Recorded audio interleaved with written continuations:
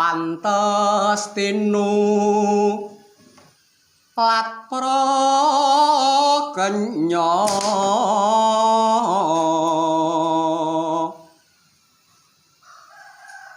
kartini pahlawaning para putri. Tetap di rumah, tetap kreatif, Jepara bisa. Hai teman-teman, bagaimana kabar kalian? Baik? Oke. Di sini kalian bertemu dengan Bapak Muhammad Heru Susilo, guru dari MI Negeri 1 Jepara. Pada kesempatan kali ini saya akan bercerita mengenai Kartini. Siapa yang sudah tahu Kartini? Oke, betul sekali. Kartini adalah ibu kita. Ya, ibu kita Kartini.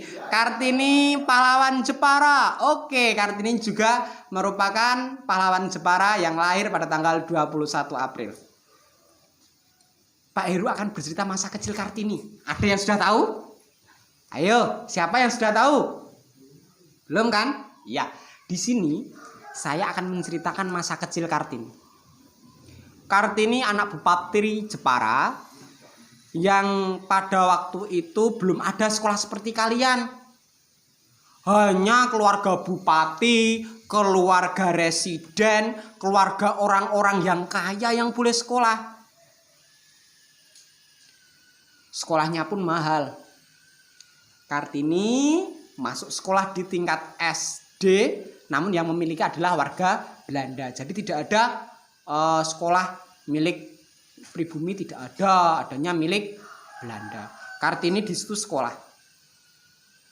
Mulai sekolah, Kartini kecil sudah mulai melihat ketidakadilan loh. Iya, serius. Ketika ada absensi, warga berkulit putih, anak jenderal, anak dari juragan Belanda didahulukan. Sedangkan kalau yang anaknya pribumi, terus cuma anaknya bupati, absennya yang paling akhir dipanggil. Di situ mulai hati kecil Kartini, kenapa sih kok ada hal seperti ini? Namun Kartini kecil tetap berpikir positif. Dengan belajar nanti saya baru tahu. Kartini tekun belajar dan Kartini udah bergaul orangnya. Banyak temannya, bukan hanya pribumi, namun juga dari warga Belanda yang berada di Jepara menjadi teman Kartini. Sampai suatu ketika ada suatu pengalaman yang tidak terlupakan. Kartini memiliki teman namanya dia Lesti, warga Belanda. Kartini sama Lesti ngobrol, bicara. Mungkin kalau bahasa Indonesianya seperti inilah. Karena dia ngobrol pakai bahasa Belanda, orang ngomong karo basa Jawa. Jadi ngobrol pakai bahasa Indonesia. Hei Lesti, kamu lagi baca buku apa toh? Ceritain dong tentang bukunya, kata Kartini. Lesti jawab, ini loh, gue lagi baca buku Prancis. Gue kan nanti mau masuk sekolah keguruan di Belanda. Oh, begitu, kata Kartini. Lesti jawab, kalau kamu nih, kamu mau jadi apa? Ayo, di sini siapa yang mau pergi ke luar negeri? Mau jadi dokter? Untuk anak perempuan? Oke, jadi dokter, jadi polisi. Bersyukurlah kalian yang berada di zaman sekarang. Kalau kalian hidup di zaman Kartini, setelah lulus SD, umurnya sekitar 12 tahun, harus dipingit. Apa sih itu dipingit? Siapa yang tahu? Ayo.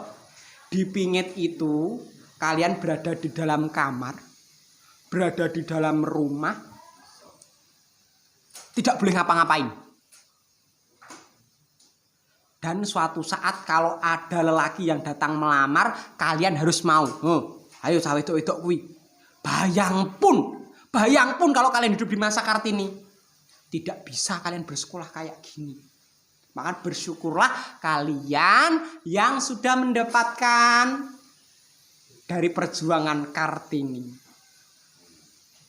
Ya, jadi ibu kita Kartini itu dia berjuang tidak mengangkat senjata, tidak berperang di medan perang terus ono tank, ono tempur dem. Bukan seperti itu. Namun Raden Ajeng Kartini berjuang emansipasi, menyetarakan antara pribumi dan warga asing. Kalau dulu, kalau sekarang menyetarakan kaum lelaki dan kaum perempuan. Kalau ada presiden perempuan, ada juga presiden laki-laki. Ada dokter laki-laki, ada dokter perempuan. Semuanya sama. Itu karena perjuangan Raden Ajeng Kartini. Dan perjuangan Kartini tidak mudah ya. Dia harus bersekolah. Walaupun kalian tetap berada di rumah, tetap bersekolah, tetap jaga kesehatan. Besok lagi bisa ketemu.